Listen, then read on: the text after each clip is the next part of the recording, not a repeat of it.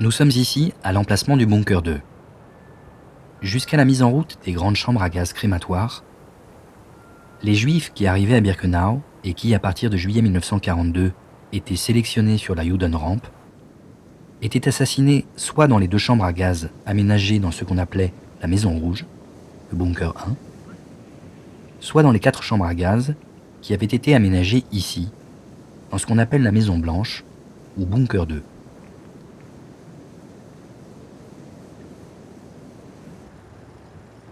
Il s'agissait en fait d'une maison paysanne, blanchie à la chaux, de 142 mètres carrés, avec un toit de chaume. Les fenêtres étaient obturées et 5 lucarnes ouvertes pour permettre l'introduction du cyclone B.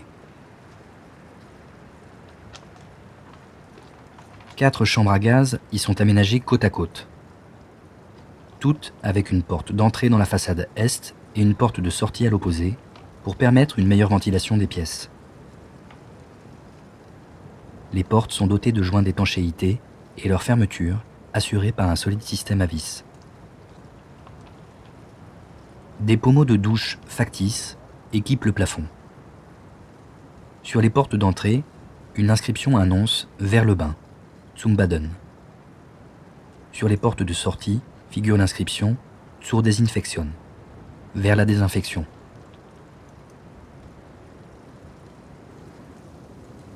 Le terrain est éclairé par des projecteurs pour permettre un fonctionnement nocturne. 2 grandes baraques en bois ont été construites à proximité et aménagées en salle de déshabillage. Les victimes y abandonnent leurs effets. Nues, elles parcourent le chemin d'environ 150 mètres qui les conduit aux chambres à gaz du bunker 2. Je me souviens d'avoir un jour pris part au gazage d'un groupe de ces femmes, appelées musulmanes, Muselmänner. Je ne peux pas dire combien de personnes comprenaient ce groupe. Lorsque je suis arrivé près du bunker, elles étaient assises par terre et encore habillées. Comme elles portaient des uniformes de camp en lambeaux, elles n'avaient pas été admises dans les baraques de déshabillage et devaient se déshabiller dehors.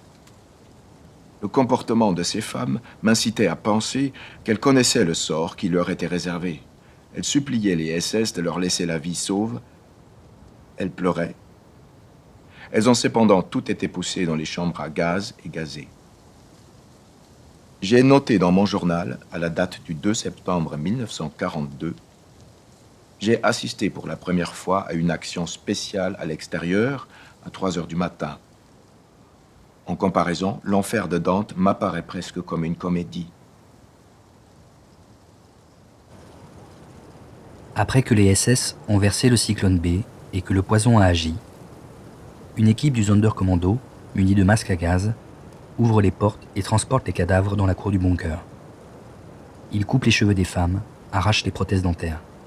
Puis, ils poussent les wagonnets chargés de cadavres jusqu'aux fosses communes, situées dans les clairières environnantes. 2 équipes du Sonderkommando se relaient. Une le jour, l'autre la nuit. Les 17 et 18 juillet 1942, lors de sa seconde visite à Auschwitz, Himmler assiste au processus de mise à mort pratiqué ici. Les témoignages concordent pour dire qu'il en est sorti atteint. Il ne mettra plus les pieds à Auschwitz et donnera l'ordre de déterrer les corps et de les brûler. Cet ordre concerne tous les lieux d'assassinat de l'Est européen.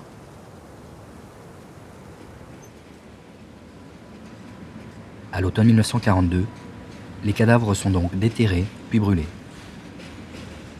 Le bunker 2 est le lieu principal de l'assassinat des Juifs de France, notamment ceux arrêtés lors des rafles de juillet et août 1942. Selon Rudolf Höss, le commandant d'Auschwitz, jusqu'à 1200 personnes pouvaient être gazées simultanément au bunker 2. Mes fonctions m'obligeaient à assister à tout le déroulement de l'opération. Jour et nuit, je devais être là pendant qu'on s'occupait à extraire les cadavres, à les brûler, à leur arracher leurs dents en or, à leur couper les cheveux. Je ne pouvais même pas m'absenter pendant qu'on creusait les charniers, qui répandaient une odeur épouvantable pendant qu'on brûlait les corps. Il m'incombait même d'observer la mort à travers les lucarnes de la chambre à gaz. C'étaient les médecins qui le désiraient. Je ne pouvais échapper à tout cela parce que j'étais celui vers lequel étaient tournés tous les regards. Je devais montrer à tous que je ne me contentais pas de donner des ordres et d'organiser les préparatifs, mais que j'assistais à toutes les phases des opérations, tout comme je l'exigeais de mes subordonnés.